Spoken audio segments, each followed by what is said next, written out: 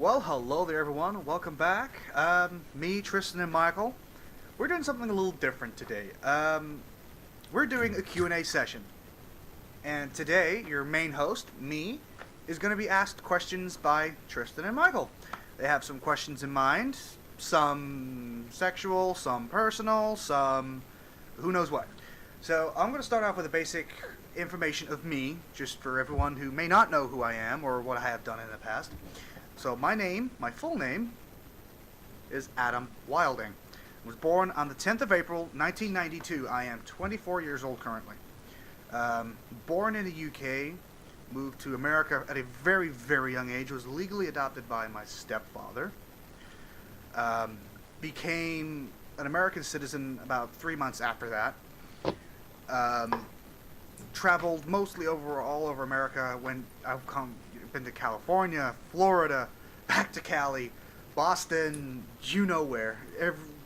I've been in a lot of places. The one thing about me, my proudest moment, is when I finished high school. I joined the United States Marine Corps. I joined the Navy as a Marine. I fought in Afghanistan, Iraq. My first year there, I got a little scrapes here or there, nothing too bad. My second tour of duty, I got into an incident where my squad was trying to disarm a bomb. Bomb squad guy was doing his thing. He said he thinks the bomb is secure, but he's not 100% sure. Everyone needs to step away. So we all step back. He then yells, "Bomb secure." We all start stepping slowly towards it. And all of a sudden, all of us hear this, and then he looks back at the box and he sees a remote trigger, a hidden remote trigger. And then what happened is, of course, the bomb exploded. People died. I got lucky. I got very, very lucky. In hindsight, some people would say I didn't, but I did. The impact forced me back. My back literally hit the Humvee hard. Nice. Sorry Michael. about that. The cat decided to jump on the bottle. Lovely. And and then all of a sudden, I'm slowly waking up, kind of groggily, and then all of a sudden, I see people running towards us. Now, some would call me nasty for doing what I did, but those people that were still alive, I tried my absolute best to get them back in the Humvee, and I literally floored it back. I got about, 3/4 of the way back before I passed out from bleeding, because I had puncture wounds all up my back from shrapnel and Lord knows what. So a few hours later, we were found. The rest of, unfortunately, my friends and squad members were found dead. Some were dead in the Humvee. I was almost thought to be dead at the time. Brought back to the base, and they were like halfway to the base, like, "Oh, he's still alive," but just barely. Get back to the base. I am treated on the base as much as possible, and then literally I was stabilized and flown all the way to Germany to be treated. I wake up in Germany, and of course I'm looking at a white room. I'm like, where the am I? And then get told by one of the doctors, "You were in an incident." I'm like, piecing it back together around the hospital, like, "Oh yeah, okay, yeah." And then it hits me. Oh, who's still alive? And the doctor's like, "I can't answer that. Like, you'll have to ask somebody who knows." A day goes by after being conscious. My drill instructor, when I was at boot camp, came to me and told me what happened and who survived and who died. Out of a squad of 15 people, only 7 survived, including me. It was one of the many incidents that have happened over there that it was one of those cases where I got lucky, but it could have been me. It could have been anybody. And I thank my lucky stars that I'm still alive today to talk to you people. And some people would say to me, "Do you hate the Marine Corps? Do you hate military?" No, I don't, actually. I actually don't.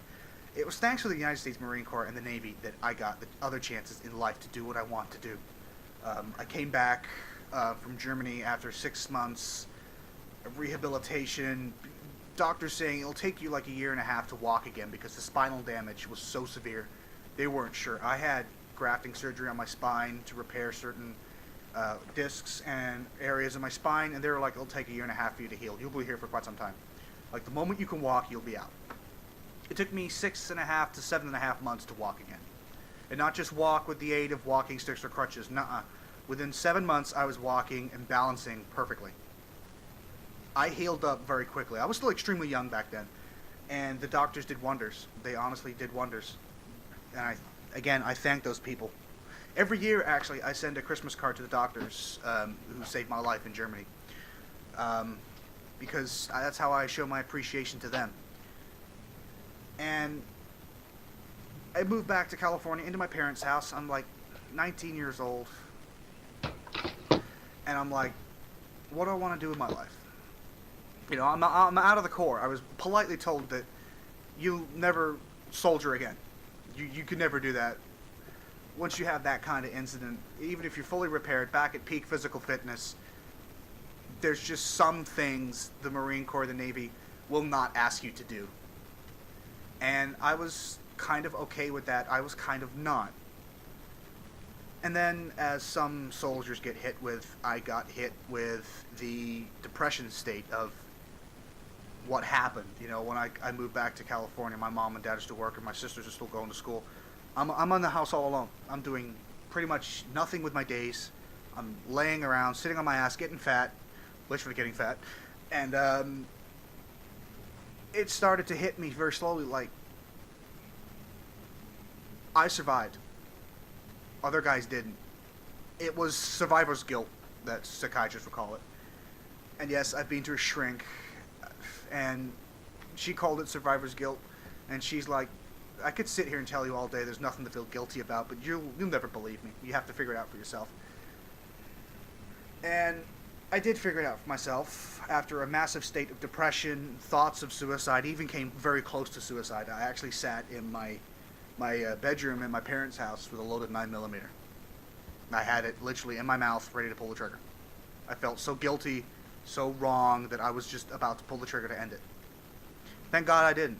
Thank God I came to my senses, and thank God my father slapped me across the face. Thank you, Dad, for that. I still thank him for that every day. And I'm then like, what am I going to do? It's like, well, maybe you could go back to college. Maybe you could go to college. I'm like, okay, well, where could I go?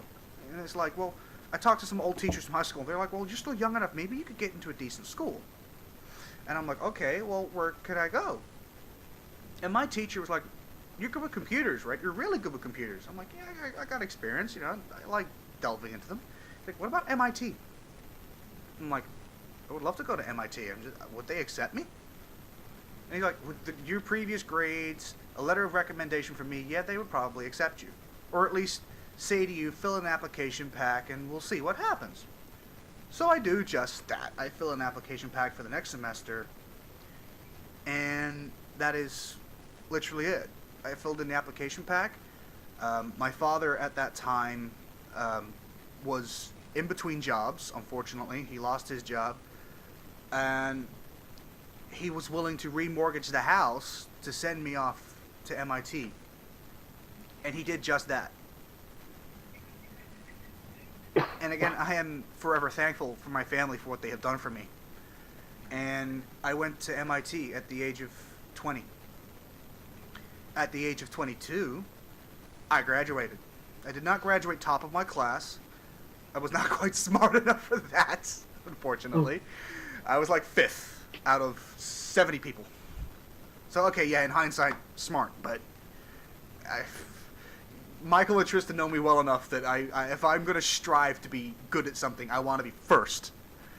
Not quite good enough in that extent, but that's just is one of the factors of life. It's a case of there's always going to be someone out there who is smarter, quicker, better, stronger than you.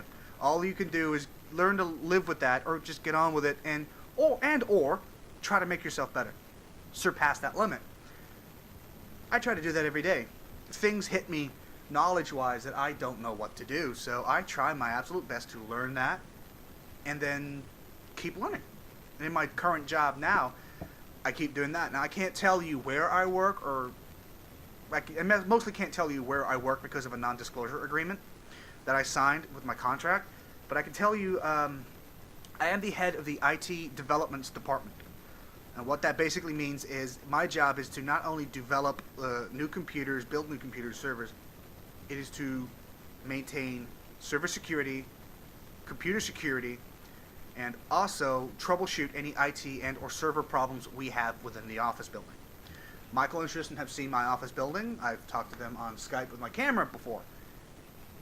They find the building kind of cool. And actually, Reality has seen the building as well. He thinks it's kind of cool with the mirrored glass. And that's basically my job. I am the head of that department, so I make sure everything runs smoothly. I left that company a short while ago. The company changed ownership. The new owner called me up, and he's like, dude, I want you back. And I'm like, I quit the job for a reason. And he's like, I know, because the working conditions were so bad, you were being overworked. That's not going to happen. I'm going to expand your team. I'm going to give you more funding. You can work less hours. You can have more people do the work for you. And I'm like, all right, you know what? I'll take a risk. Because after I quit my job, I was, as Michael and Tristan will tell you, I was kind of wandering quite a bit. I had like contract jobs here or there that I was doing to just basically keep some kind of income coming in. I had savings, yes, quite a bit of savings, but I was raised by my dad that a man is not a man unless he's out earning money, making the money. You know, how can you support yourself, support your family if you're not out working? Man's got to grind to get that money, support his family. So that's what I did. My dad was like, so you quit your job, and he was actually at the time okay with me quitting my job because he understood and he saw firsthand, and so did my mom and my sisters and everyone else in my family, saw what that job was doing to me. It was grinding me to absolute nothingness. Tristan and Michael and Reality and everyone else in the Danoverse who were talking at the time were like, quit that goddamn job. It is going to kill you. Michael's agreeing with me. Yes, I was holding in I think I resisted yelling at you for like 20 minutes. Like one time, because you were talking about how exhausted you were, and I just wanted to scream. I know, Quit your fucking job. You could hear me seething that time. I could, I did, yeah. And then I remember the moment I told Michael, Tristan, Reality, that I quit. They were like, I think was it Reality in a private call when I told him, he actually applauded. He went, well fucking done. Tristan and Michael were very happy because they were like, that job was going to kill you if you didn't quit. Did I yell fucking finally? You did, yes, you did. You went, fucking finally! And I'm like, thanks. So I had some contract jobs, again, through agreements. I can't tell you what I did, but I will say that I earned money. I made sure that the house I live in, the lights were always on, there was always food on the table, and anyone who's living with me wanted for nothing. Now, that's just how it works in this house and in my family. It's a case of the men go out and earn the bread, bring the bread back for the wife or the children. That's how it works, and that's fine. There's nothing wrong with that. I don't care what anyone says, oh, men should work and earn the money. There's nothing wrong with women working, too. There's absolutely nothing wrong with it. But how my dad used to see it is, it's fine for the wife to work. There's nothing wrong with the wife working. Extra income is always good. But it should be the man that earns if the wife can't. If the wife can't earn any extra money, the man has to go out and earn the extra.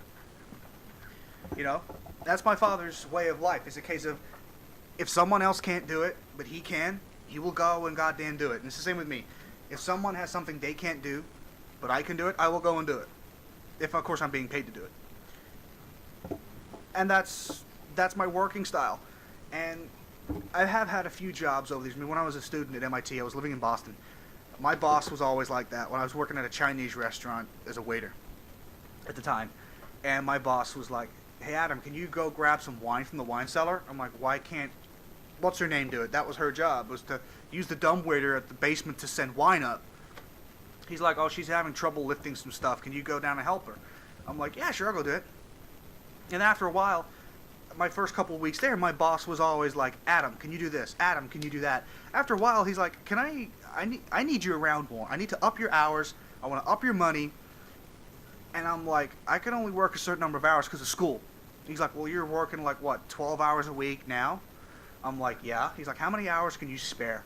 I'm like, I can probably work 12 to 14 hours in total. He's like, okay, I want you for 14 hours. If you can work extra, please say so. I'm like, well, I need at least one weekend off to relax. He's like, can you work a Saturday night? Or an all-day Saturday? I'm not going to do all-day Saturday. He's like, I want you in all-day Saturday. My boss trusted me that much to basically say, I need you around. I need someone I can depend on. And that is something I've always tried to do in my working career. I mean, when I was in high school, I worked in a goddamn donut shop. I worked in a Krispy Kreme. I worked in a freaking Krispy Kreme. I was 15, 16 years old when I started that job. My dad was giving me an allowance at the time, and my allowance was keeping me pretty decent, to be fair. I mean, my dad always paid my cell phone bill, unless I would rack up an extortionate amount. Then he would pay the normal and say to me, where's the extra?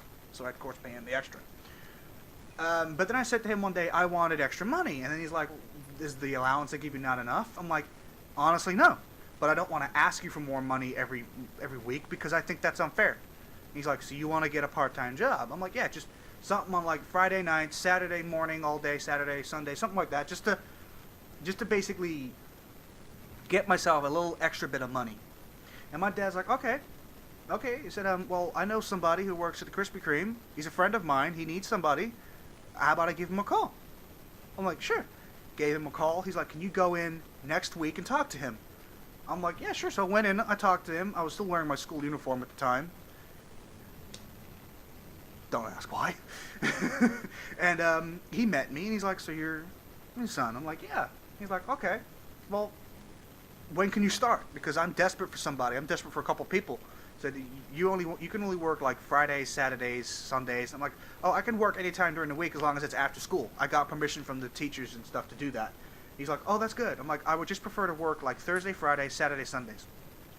He's like, okay, I can work any other day during the week as long as you give me like a few hours notice. He's like, no, that's understandable. And once or twice he called me up on like a Monday lunchtime when I was at lunch break at school. And he's like, oh, can you work this afternoon when you're done at school? Sometimes I could be like, yeah, I can. Sometimes it's like, I can't. I got stuff to do. I'm sorry. But I was always his first port of call when someone was sick or someone quit or was fired. Someone needed to pick up the slack. He'd always call me. And it's the same even now. I mean, the last couple days for me have been really stressful and busy because someone has been trying to breach our server security. And it has been up to me to keep them at bay. And I pulled an all-nighter at work the day before. And I got back I started work yesterday at around 10 a.m., I think was a safe bet. I talked to Tristen and Mikael a little bit on Skype at my lunch break. And then, it's fine. And then all of a sudden, after my lunch break, I was called back to work. Like, server intrusion, you need to come back right away. So I went back. I didn't get to go home that day or that night. I slept on my sofa in my office, and that was incredibly uncomfortable. And I came home today, because it's 11:20 p.m. on the 21st September, when we're doing this. Oh, yeah, That's you my called time, me like 5 a.m. Yes, and it was 5 a.m. Michael's time, and I had literally just gotten back. That is that is the job I do. But that's also the dedication and the effort I put into my job. It's a case of, you're paying me to do this kind of job. I'm going to bust my ass to make sure it gets done. You know? And I get paid the big bucks for this. So I make sure I bust my ass. That's pretty much it for me. Let's go to the questions. It's been almost like a 20-minute rambling of just my life so far. Shit. Yes. I forgot my question. Yes. Okay, so I have already told Michael and Tristen what they can and cannot talk about. That's not me being an asshole, because I don't mind revealing everything, but there's some things I just can't. And that, again, not me being an asshole, I just can't reveal them. They will remain unspoken, hopefully. So, Tristen gets the first question. Go ahead, buddy. What was the first game you ever speedrun? The first game I ever speedrun? Probably Metal Gear Solid 1 on the PlayStation 1. I didn't necessarily do it for the sake of a speedrun. I just had friends around from school at the time. And a friend of mine was like, oh, I heard a guy completed Metal Gear Solid in like 12 hours. And I'm sitting there thinking, 12 hours? And then we went online on my computer in my room, and we're just like, Metal Gear Solid speedrun times. And we're just looking online at people claiming to have done Metal Gear Solid in like 4 or 5 hours. And I'm sitting there thinking, I've done that in a lot less time. I love Metal Gear Solid so much, I could play the game on extreme difficulty, not get shot, not get caught, and pretty much complete the game without being caught unless it was written into the game to get caught. I completed the game within 4 hours, 45 minutes, and something seconds. I was not the world record holder at that time. I think someone did it in like just under 3 hours. I'm not quite sure the record is of now. And if anyone knows, please post it in the comments. But my friends were impressed. Okay, next question goes to Michael. Fuck.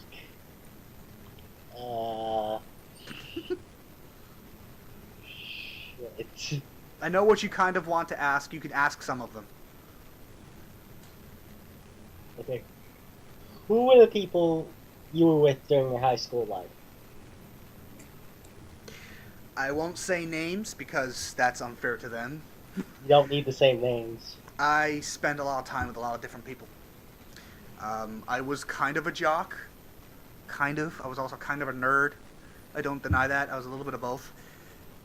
Not that being both nowadays is considered acceptable, but I didn't give a shit then. I don't give a shit now. I hung around with a lot of different people. I was the kind of guy that nobody really seemed to hate. Unless you were a racist or a fascist or some kind of dickhead. And then if you pissed me off, I was more likely to punch you in the face. I never actually condone physical violence, but sometimes when a guy's been a complete dick, punch a motherfucker in the face. Okay, next question, Tristen. Will Michael not ask... Well, is Michael's questions all sexual? Most of them. So. Yeah. Michael's questions are most likely all sexual. Yeah. What was your question again? I was just doing... Back with Michael. My actual question was...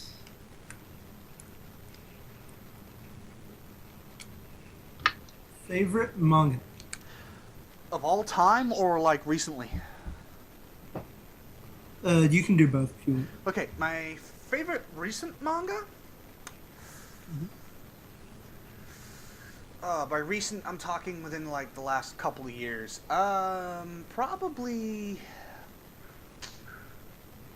UQ Holder. Last couple of years. I mean, I saw UQ Holder when it first started, and I'm like, no, I'm gonna wait for there to be a few more chapters before I really start to pick it up, because it was Ken Akamatsu, and I love Ken Akamatsu. I loved Love Hina. You know, I loved all those mangas because they were funny as all hell. They had really great romantic overtones, and as a wannabe story writer, they just ticked all the boxes for me. And then I heard he was doing something different with UQ Holder, and I'm like, so it takes place after Negima, and I love Negima. I loved it. It's one of my favorite mangas. It's definitely within the top 10. It's not my most favorite, but it's within the top 10. I'll let you guess as to where. And I'm like, so he's got another series. The man doesn't take many breaks or any vacations. So I'm like, but I'm going to wait a few weeks, few months for there to bolster up the chapters, and then I'm going to go read some. But my most favorite manga of all time, this is probably one I'm going to get some shtick for, and I don't really care. Probably Naruto. And I'm not like these Naruto fanboys that's all like, oh, Naruto and Hinata, or Naruto and Sakura relation. I don't give a shit about all that. I really don't. Naruto was just one of those mangas where it had everything. You know, it had great action sequences. It had gripping story, bonds of friendship, destruction of those bonds, a little bit of romanticism, you know, darkness, light at the end of the darkness kind of stuff. It, for me personally, ticked all the right boxes. And it is probably one of my favorite mangas of all time. I mean, when I moved from the United States to England for this job, a lot of my manga and anime DVDs and other stuff got wrecked in a water leak in the storage compartment they were stored in at customs. So a lot of my stuff was destroyed, including my mangas. I mean, I had, at the time, the complete Naruto mangas. I think I had, like, volumes 1 through 30. time, and they all got wrecked. I also had the original GM prints of Rurouni Kenshin before Viz Media started to print them. They were all got wrecked. So my anime DVD, I had the complete Rurouni Kenshin on DVD. That got wrecked. My Negima Season 1 DVDs were gone. Suzuka DVDs, gone. Loads of my favorite mangas and anime DVDs and other movie DVDs were wrecked when I moved here. I was, of course, recompensated for those being wrecked, but a lot of my manga got destroyed from the move from America to here. So I've recently started to try to bolster up my manga collection, but at the same time, it's so easy just to read manga online nowadays. And I kind of feel guilty because I do watch anime online as well, but as me and Tristen kind of share the same thing, is that we won't necessarily buy a manga or an anime unless we're like 100% sold that we will watch it again or watch it multiple times. Yep. I mean, how many times? I think me and Tristen have probably lost count how many times we've reread Negima. Oh, How many times we've rewatched the animes for Negima. I've lost track of how many times I've read Suzuka, every chapter of Suzuka, watched every episode of Suzuka. I've lost count, and it's the same for A Town Where You Live, Kimi no Iromachi. I've read all the mangas, all the chapters online multiple times, watched all the episodes of the anime multiple times. You know, if it's rereadable or rewatchable, I'm definitely likely to buy it. And that's my kind of problem with that. Is that if it's too rereadable, if I'm really bored and I got nothing better to do and nothing better to read or watch, I'm likely to just shove that on. I mean, speaking of Rurouni Kenshin DVDs, I was actually able to buy the complete collection again on DVD recently. Nice. I have been rewatching that. It's available on HD on Crunchyroll in English dub as well, which is a shame because the DVDs don't look as good as the new. Well, I'm not sure even sure they're HD remasters, but they look really good on Crunchyroll and Netflix. So I've been rewatching them through that. But I figured I'd own the DVDs just to say I actually own it. You know. and speaking of Crunchyroll, did you hear about them and Funimation working together now? Yes, Funimation are going to be let me get it out. Releasing subbed and dubbed versions of a lot of Funimation animes on Crunchyroll, which is good because Crunchyroll's anime selection, if you live outside the United States, is not great. It's good. It's very, very good, but it's not great. In certain cases, actually, Netflix can outdo Crunchyroll in other countries. Apparently, the Funimation animes will be available worldwide with whatever country subtitles you may belong to, which is good. That's a great thing. Yeah. And I'm a paying customer of Crunchyroll. I've been for quite some time. Been a paying customer of Netflix since its inception. I can't wait. Okay, next question goes to Michael. Ah, shit. Think about these questions while I'm talking to Tristen, dude. Come Here, on. Michael, I'll bring up a little topic, so think for a second. I did go to speedrun.com, Mm-hmm. and I did find the top score. Oh, there's two different categories. One with large skips and one with all bosses. So, like, they skipped over certain parts that they could. Yeah, I didn't skip, so you have to go to non-skipping. Yeah, so for all bosses, first place, 1 hour, 38 minutes, and 55 seconds. Fuck me. Seriously? Yeah. I gotta try for that. Is that what difficulty is that on? Is it like hard, extreme? Let me. Yeah. If it's extreme, it sounds like it's impossible.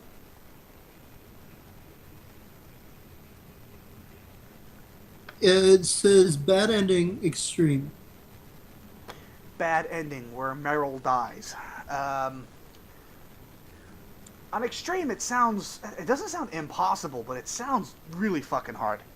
Because extreme difficulty is beyond hard. It's like you're caught, you're gone. You're caught, game over. You're shot 3 times, game over. It is unforgiving. Oh yeah, and you don't have a radar. So you have to know where the mines are placed, if there are mines around. The mine detector doesn't show you where they are. So you've got to guess, or if you know where they are, like I do, you just pick them up.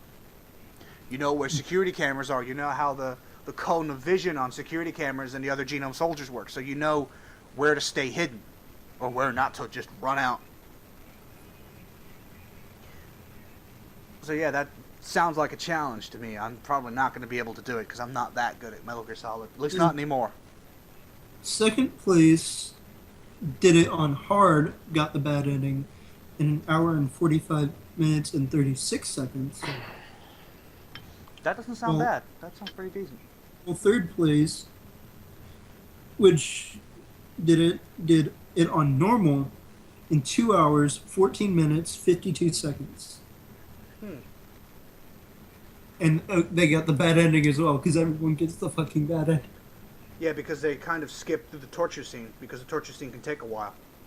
If you within the very first time Ocelot tortures you, and these are spoilers by the way, tortures you in the torture chamber, you can give up. You press the select button, you give up. Ocelot will stop torturing you.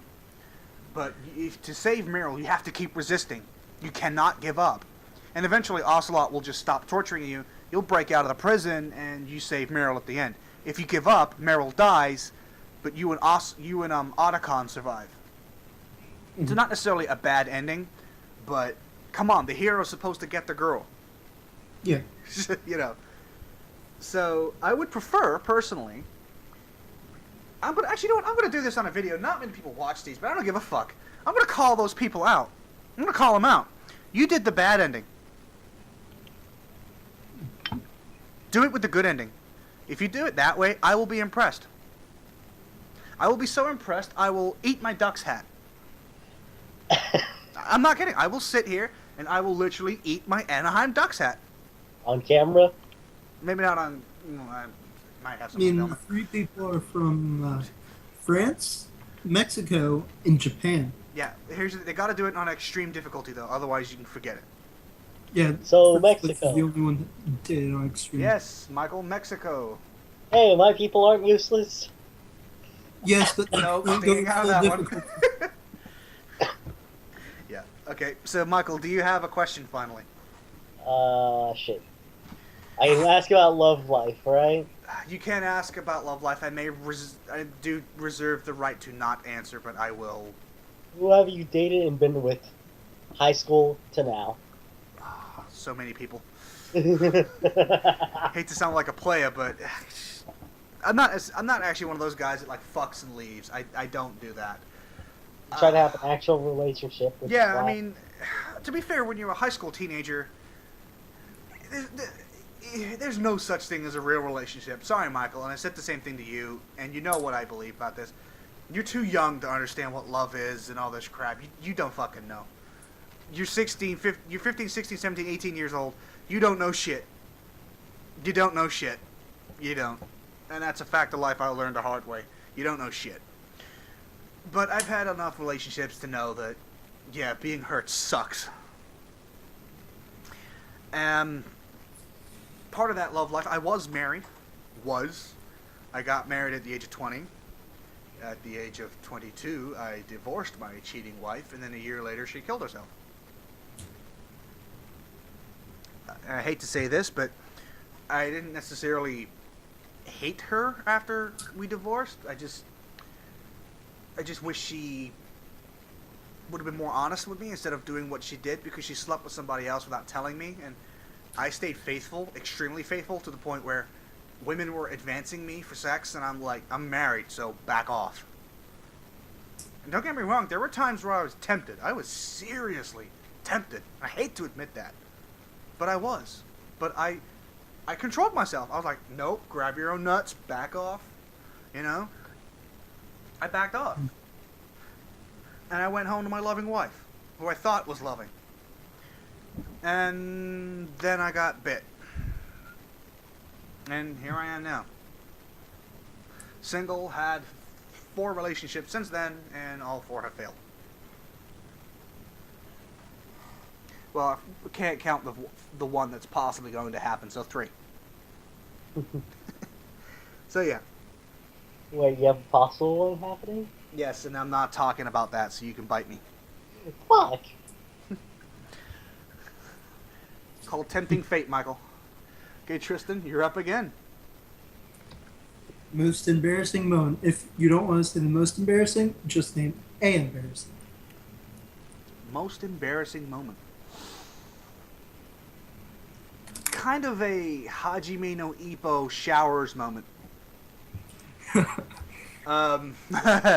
Most of my guys, in my first tour of duty, we were in the showers. Of course, you buck naked, because how do you clean yourself if you ain't naked?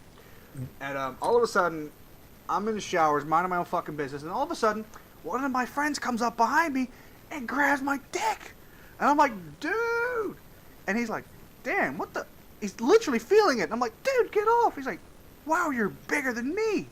And I'm like, dude!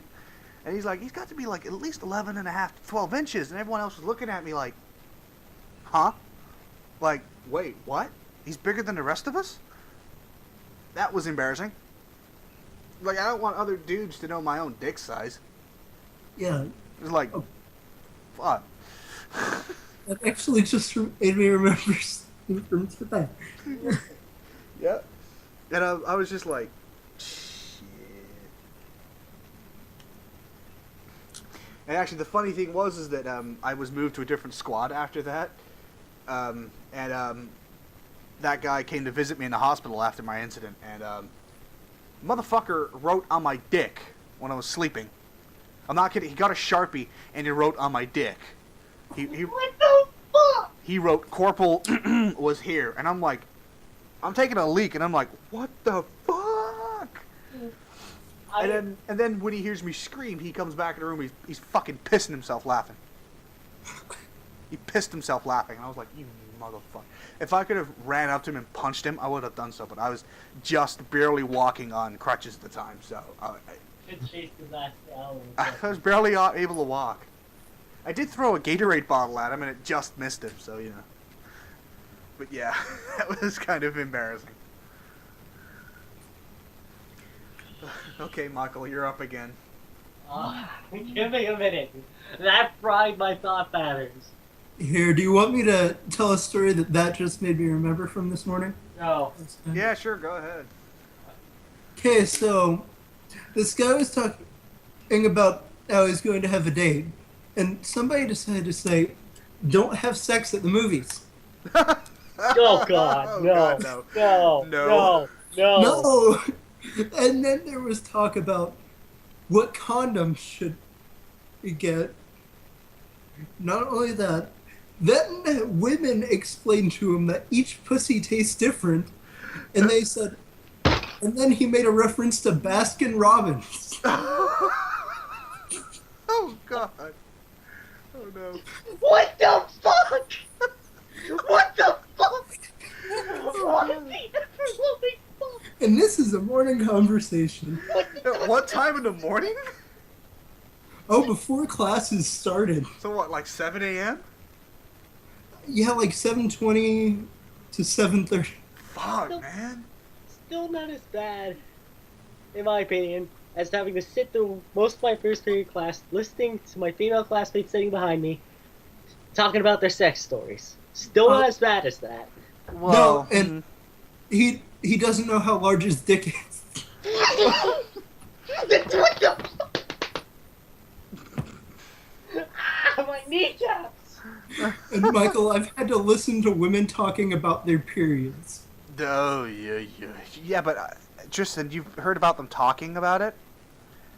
Try having to live with the woman you're married to when she's having her period. And seeing all the aftermath. Oh God. Uh-huh. Try me I think that. I may have dislocated my kneecap again. Yeah! I doubt you dislocated it. You would not be talking to us right now. You'd be yelling in pain. Not dislocated, but whatever I did before. You moved it. You can move them without really causing too much pain. But if you dislocated it, you'd know. Because you Whatever I wouldn't did talk. before, You'd just be I did going, it again. for hours. Ow. Okay, Michael, it's time for your question.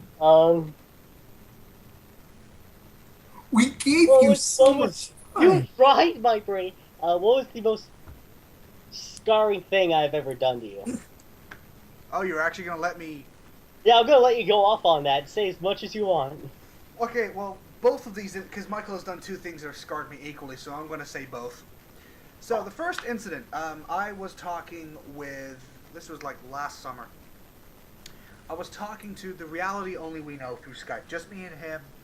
And then all of a sudden, Michael joined the call, and Michael was really tired and having these sort of like he was having the trouble staying awake. So me and reality was like, just take a nap, just lie on the bed, take a nap. He's like, yeah, I'm just gonna do that, and he just lies on the bed, and me and reality are just shooting the shit, you know, just talking, and all of a sudden we hear a sound, and we don't think anything of it, because we don't even know what it is. We just kind of ignore it. And then all of a sudden, we hear Michael go, "Oh, what the fuck?" And me and reality are like, "Huh?" And he's like, "I came all over my hand and shirt." I was asleep. Yeah, Michael was asleep while jacking off. I checked up my sleep. Michael was spanking the monkey, sleeping, and then the stupid fucker comes all over his hand and shirt. I burned the shirt. Yep. Good. The second incident, Michael thought it was a good idea to take his cell phone with him and activate Skype while having sex with his girlfriend. No, I at the didn't time. turn it on. It connected on its own, remember? True, but you took your phone with you, and the last program you used was Skype. Yeah, so while those two were doing their thing, his phone connected to Skype. Of course, we were already in a group call, so he instantly joined back, and all we heard was him and his girlfriend moaning and yeah. Yeah. God. I must say though, Mhm. your girlfriend at the time, Michael, she was one loud bitch. Oh, God. That The funny scarred me. part- Interesting. All this is Michael's agreed to this being told, and his classmates are going to hear it. Fuck it. I'll make them watch this video. I don't care anymore. Yeah, Michael's no longer a cherry boy, so anyone in his grade that's still a cherry boy, you done fucked up. Or you're too slow, or maybe you got such a small dick you can't even get it up. Nothing to see there. Therefore, women don't care. Oh, God. Alright, next question goes to Tristen again. Hmm. Which one should I go with? He's got a list.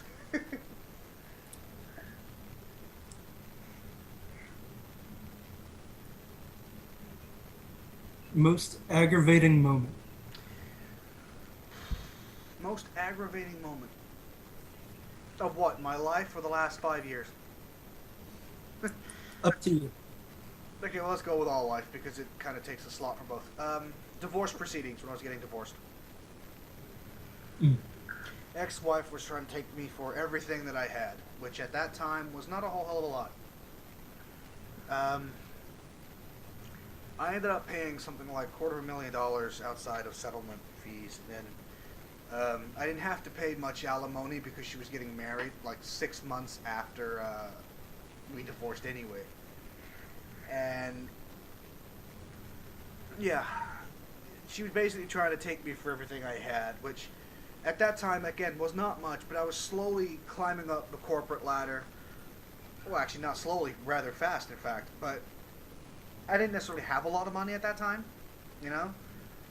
I had money saved away because that's a smart thing to do, but it's not like I am now. I won't say I'm like loaded, although Michael and Tristen would probably scoff at that, but I'm not.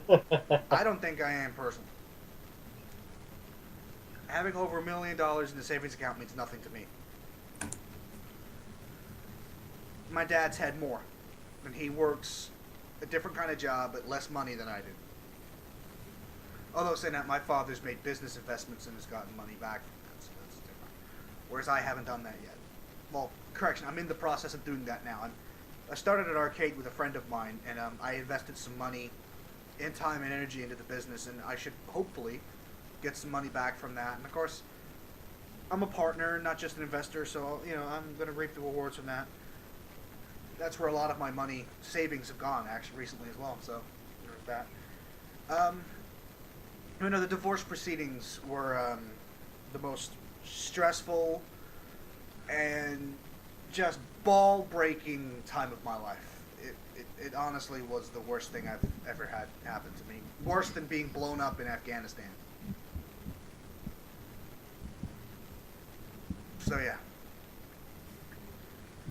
Okay, so this will be... I will give each of you one last question because this video has gone on for way too long. Michael, your last question, please.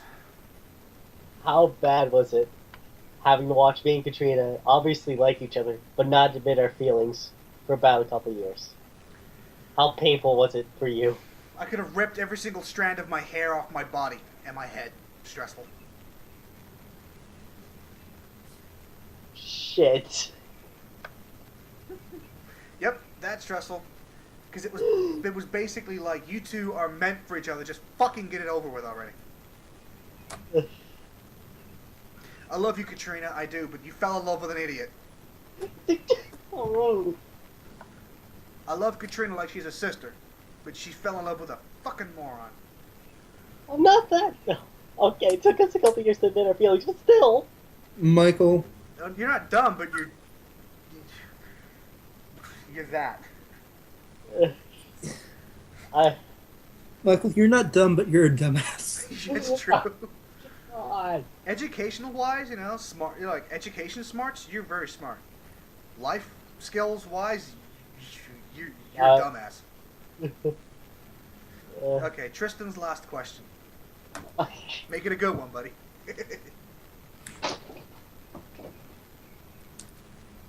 Strangest manga you've read and why you had to read it. Strangest.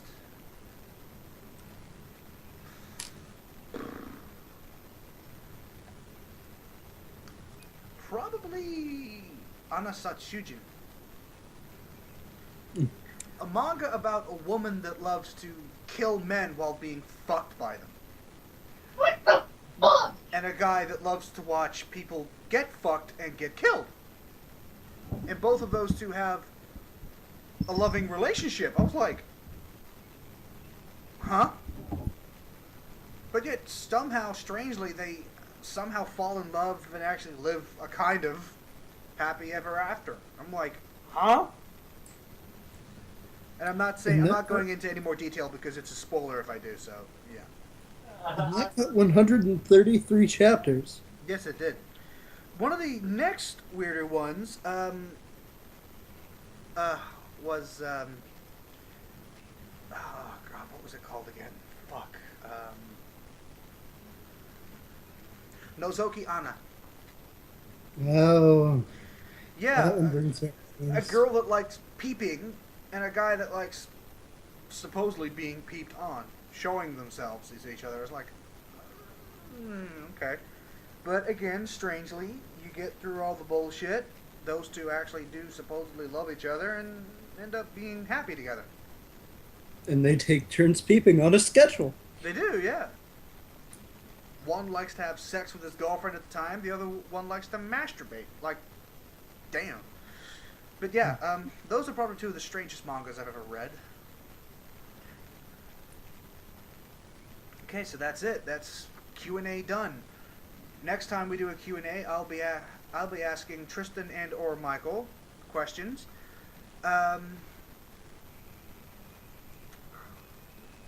Who should we do next? Me. Why you? Because, well, I mostly just want to see how what you guys would ask. And probably rip the shit, you guys probably rip the shit out of me at the same time. I think it'll be No, funny. I'm trying to think of... Yeah, you know what? I can't ask you anything. Seriously? Yep. I refuse to tell my weaknesses. I will drag them out of you, motherfucker. Oh. You can't ask any questions of me. Why? Sodium pentothal, Tristen. Try to fight that. Anyway, ladies and gentlemen, that is the... Oh, wait, we're still recording? Yes. Fuck! Yes. That is the first episode of Q&A with Adam, Tristen, and Michael. We will hope to do this again soon. Maybe all three of us can ask reality questions. Don't let If me. only. I have nothing to ask him because he won't answer any of my shit. He will answer some of your questions, just don't ask him his real name. And I'm Michael, just you gonna could ask ask him, is it possible for his opinion of you to go any longer. That's true. Yeah, I mean, I used Reality Only We Know's real name today, and he didn't seem to flinch I haven't used it. at all yet. That's the thing about the Reality Only We Know. He does not like people using or knowing his real name if he can avoid it, which he can't always. So anyway, ladies and gentlemen, that is the first episode of Q&A with Adam, Tristan, and Michael done. And we will hopefully see you again next time for another one.